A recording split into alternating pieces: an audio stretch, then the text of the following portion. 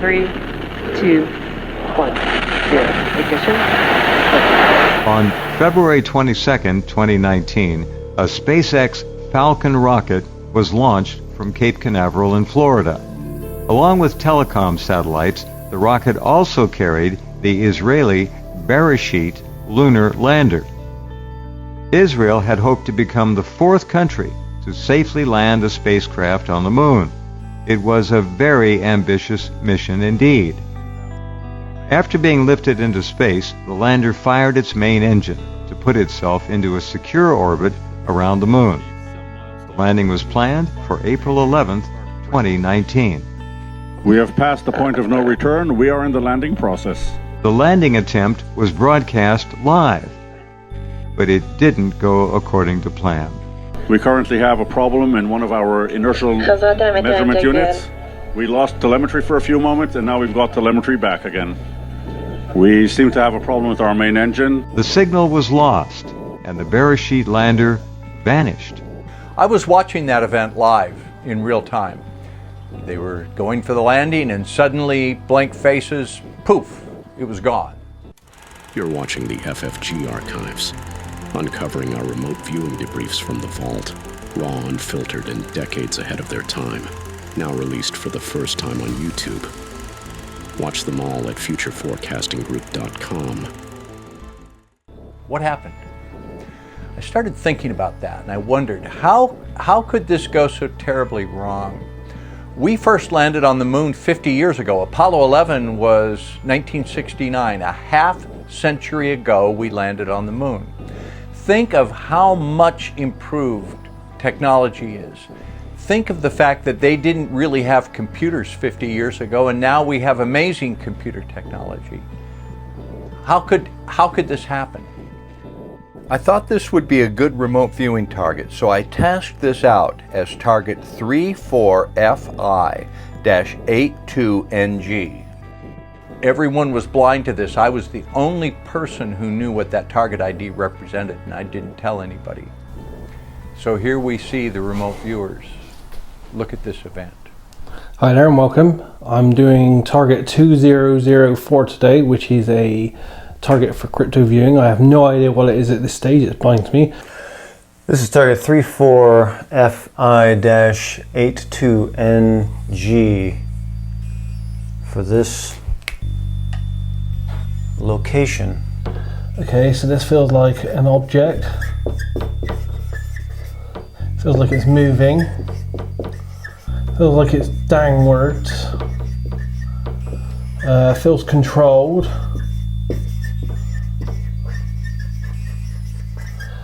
Feels like a man-made moving object structure. Feels like a structure, man-made structure. Very much like some kind of vehicle or something. So I'm going to put here an AOL, which is a guess of vehicle or drone, because it feels controlled. It feels like a man-made moving structure, moving direct, strong, linear, fast, speedy. So it's a fast moving structure which feels very much controlled in its movement. Very direct, very fast, very speedy. When I initiate the coordinate, the 2004, it feels very to the point, very abrupt. So yeah, it feels like it's moving fast, and then there's an abruptness to the fastness as well. So let's see what happens to it. Now, I've been doing this 20 years. I've been remote viewing a long time. I've tasked a lot of targets and I've worked a lot of targets. And it's still always thrilling to me, especially as the tasker, to sit back and watch the viewer take nothing more than that target ID and then describe an event. So here we see Edward Reardon begin by describing the terrain. It feels dusty, dry, hilly,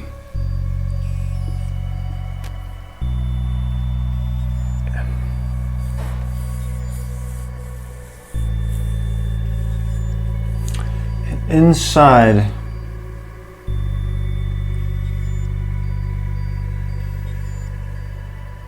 of this area.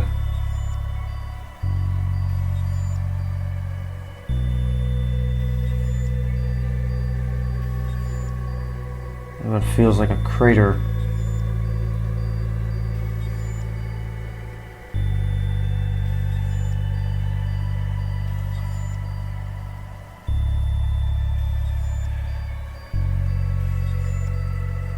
If I can get this here.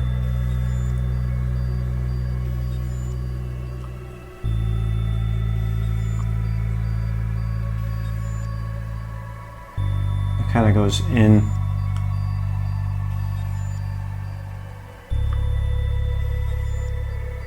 But there's a structure inside here. It's kind of like that. A structure inside. It's kind of cratered.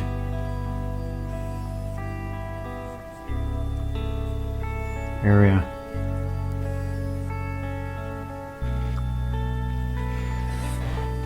Like that. And this structure here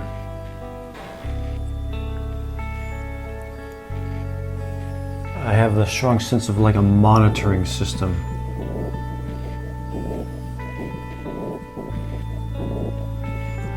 A monitoring system. Or like territory watch. So it's getting interesting right off the bat. Edward picks up a dusty, barren terrain and he draws what looks like a crater. But then he draws a structure. Hold on, that's not part of the official story. What's going on here? It's like an automated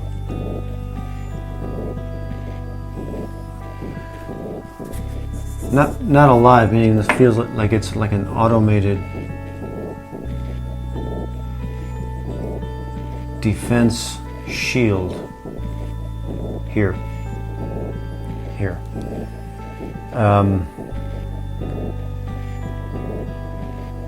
In a sense, it's like a mousetrap. It's like a mousetrap.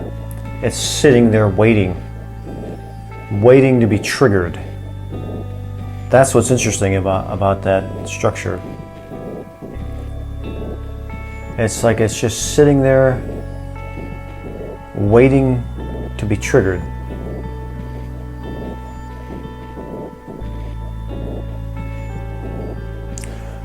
Watching or monitoring this territory, this area here.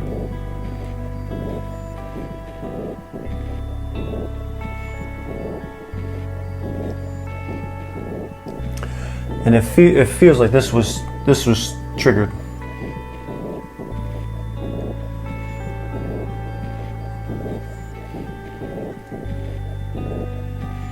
This was triggered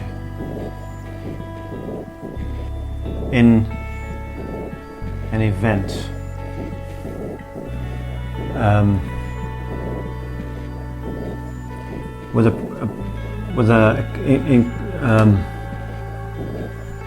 Involving a projectile.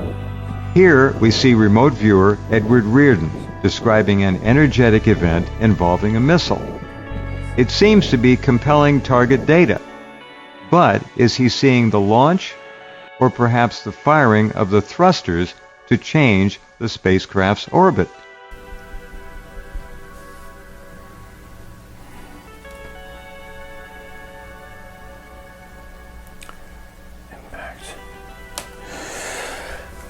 Impact. Violent. Explosive.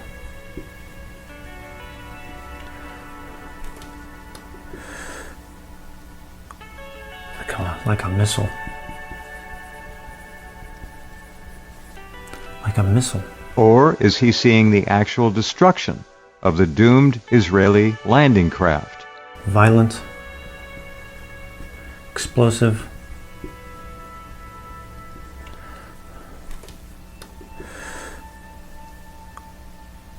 Like a missile. like a missile.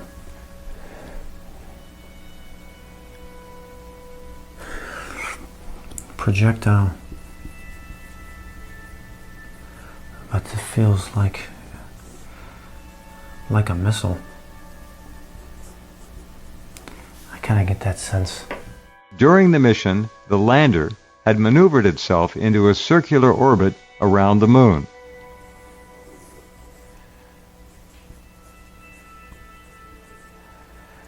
Zipping. This target is one that's incredibly complex to view because it takes place over such vast and different distances. You have the moon surface, you have the control room, and then you have a rocket launching up, a very dynamic, energetic event, and then the probe itself firing its own rockets and heading to an orbit of the moon. So this is difficult for the viewer to figure out where he is and what's going on at different locations. Some kind of politics. Some type of, you know, it's like aggression.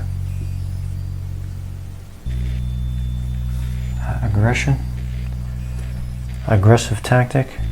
The Beresheet Command Center was located in Yehud, Israel.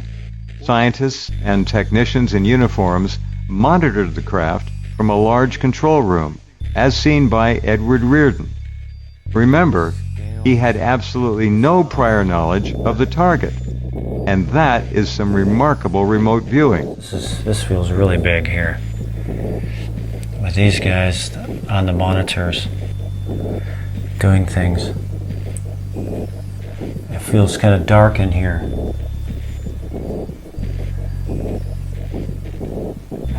Oops, I'm losing my ability to spell.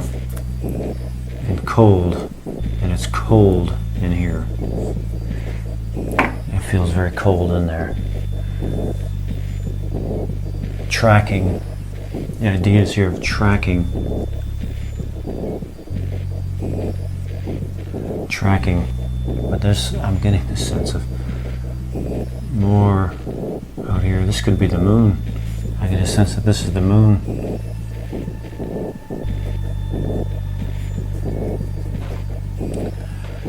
This is like some kind of a strange rotating ball of some kind. That's very strange. Okay, I'm impressed. Edward drew the control room pretty much exactly there, and he figured out that this involved tracking something between the Earth and the moon.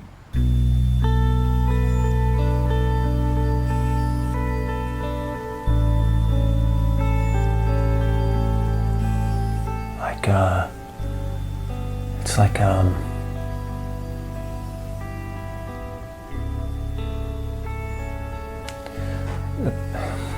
this is like an unmanned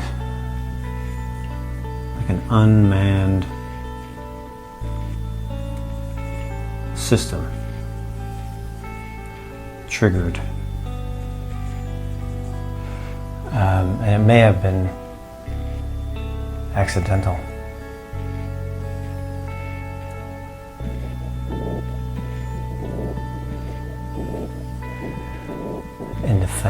In defense.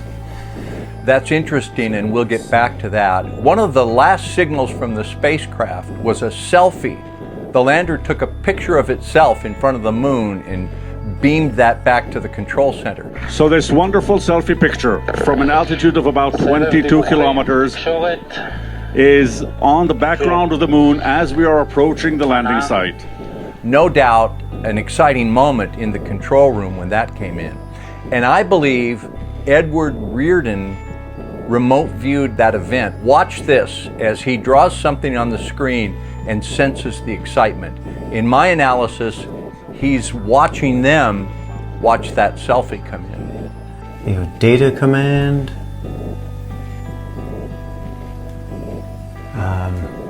central, and then how do I got? We're on one of these monitors here.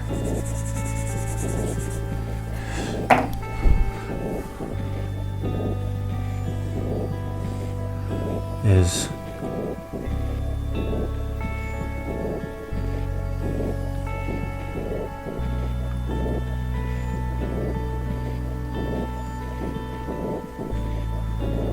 with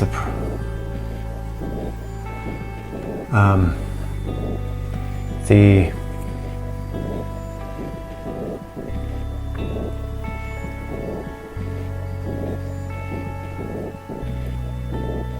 defense shield or defense monitor. And Edward gets more perceptions of the mission and the control center. I get this weird feeling like they are controlling everything.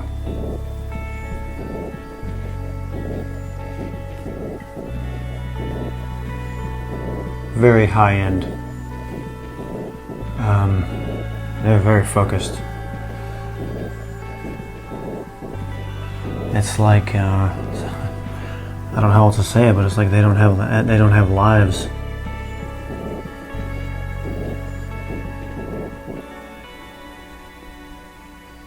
You know, it's like they live here.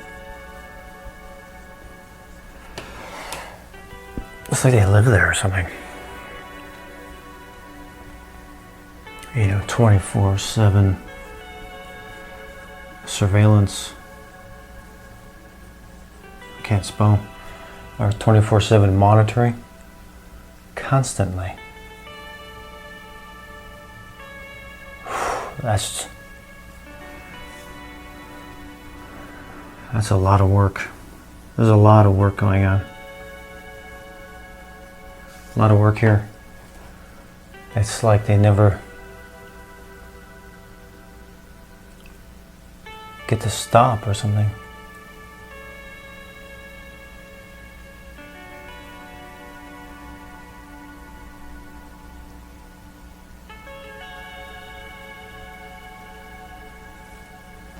Monitoring.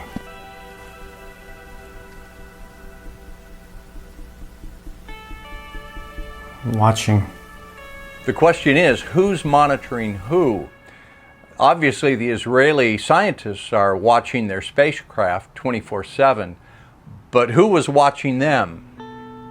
All right, we pick up the final moments of the doomed lander through the eyes of remote viewer Des Smith. It's going on orders or advice or direction from outside of itself. Feels very much guided or controlled from a third party somewhere else. Okay, so it kind of moves like this. So that's 2004, and it's like bam, and then there's this.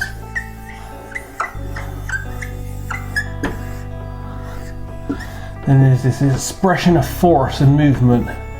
So it feels like it's moving here, and then there feels like there's this almighty kind of explosive kind of event here. Force, yeah. So it feels like an explosion. So it feels like this feels like a structure or something, a bit like a missile or a vehicle or something structured and man-made that is used as some kind of weapon. It's moving along and it's like bang, and then there's the explosion and force and energy. So this is the combination of demolition of energy, a force. I can see particulate matter being, you know, spread out in a wide area. It does feel like a crash or explosion. So it feels like a controlled man-made structure that's moving fast through the air, which purposely is driven into something, which causes some kind of explosion. It's almost like a guided missile or a guided bullet of some kind. So it feels very weapon-like. Impact. Destruction. Oh, man. There's a feel here of, with the idea, really it's like the idea. Act of war? Question mark? That gives me the concern. But there's like,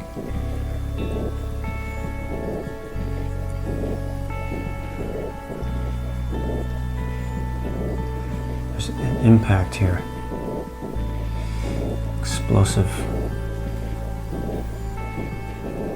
impact.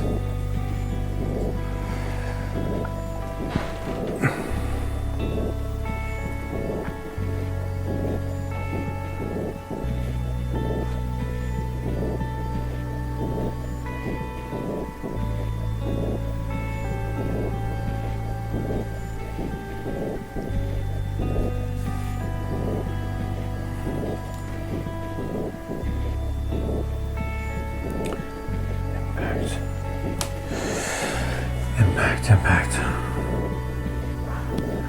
Violent. Explosive.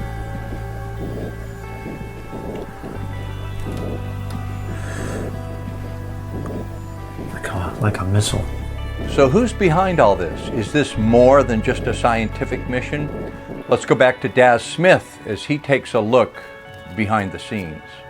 And there's definitely people, and they're definitely male. They feel very covert and secret. And they feel like they're almost like business suited. Yeah, they feel suited, almost like they're wearing a uniform. It could be a uniform. They have this kind of military feel about them. I'm not, but they also feel political. Political, military. There's an aggression there. They feel very secret and covert, very dark. I'm gonna put dark. I'm gonna put black. It feels like some kind of black project, black operation, something very dark, something hidden. There's a hidden agenda here. All right, finally, Edward Reardon. I'm a remote viewer. I've done this many times at a whiteboard, so I know what it's like for him standing there on camera trying to maintain a duplicity of awareness. You know there's a camera on, you know you're being recorded, but you're trying to get enough of your awareness onto target so that you get valid data. It's not easy. It's a difficult little dance to do, and it can be elusive. So this is interesting to me to watch Edward here as he's coming to grips with what this all means.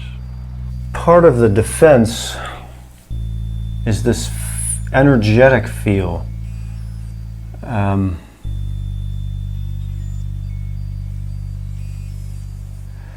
Like a dome. This here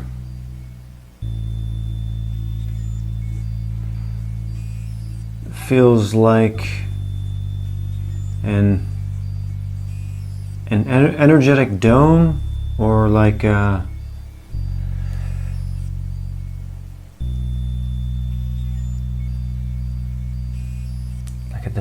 defense field.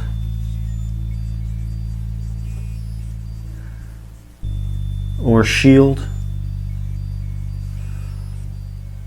A defense shield. There's some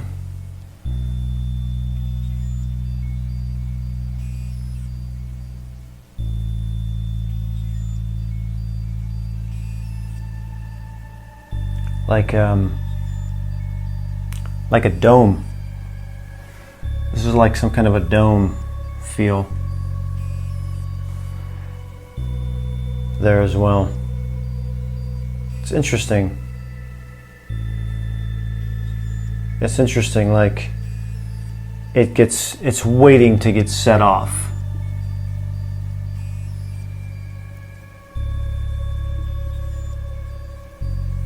And like from around here.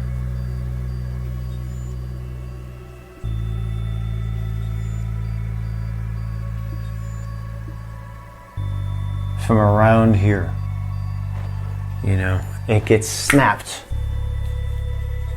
It's like a snap. It's like snap. When its defense mechanisms are triggered, it's like a snap, and it responds.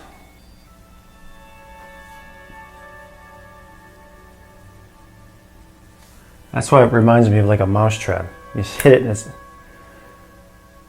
it's set to respond. Jabbing. From what? I don't even know. This is like some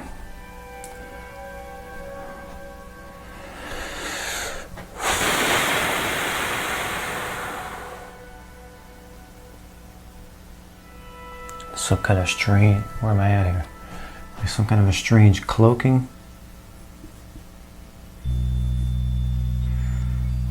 Like something's cloaked.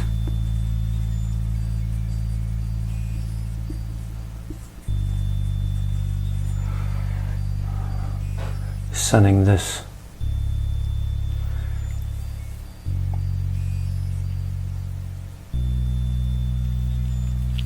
It's like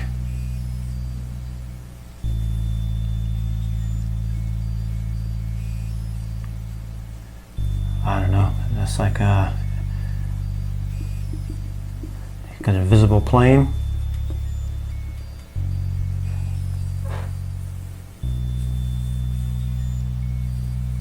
Like an invisible plane.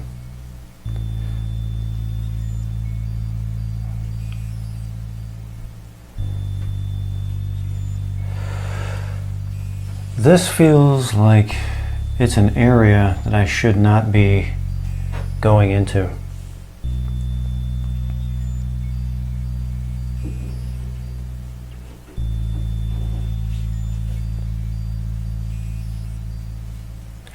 Like high level missile defense, even like Space Force, that kind of stuff. It feels like that whole explosive event that we had, you know, the object that seems to go to this crashing event here. It seems like it's all about some kind of power play, some kind of political reasons. The whole thing feels very complex. So this feels like a very complex target. It has multiple layers. It feels dark, and I have to say black, and it feels very intel and military base. Excuse my writing, it always goes to pot when we're doing RV. Feels like a very dark covert plan, so it feels planned, and it feels very much like an operation, almost like an intelligence operation that's going on here, some kind of covert operation. And the strange thing to do with this target is right from the very bat, it has a very German feel to it. Now I don't know where that comes from, if it's in the efficiency or the planning, but it feels very German. And when I'm thinking about this structure, because I keep seeing this kind of like curved but linear, but also overlapping, edged, maybe with fins structure. I just keep seeing that there are overlaying parts, dark, black, sleek, stealthy. But when I see this structure, when I feel this structure, I get an overall feeling of advanced technology. So, was the Israeli spacecraft actually shot down? Was it some type of a defense mechanism? If so, who's defending the moon? Who's setting the mousetraps? These remote viewing sessions raise some very interesting questions, which can be added to a long list of mysteries surrounding the Earth's moon. Why, for example, did manned exploration officially end in the 1970s? Is the moon a natural or an artificial creation? Is there some kind of a stay-away quarantine in effect? Humans have been awed, intrigued, baffled, and affected by the moon for thousands of years, and it remains a most enigmatic place.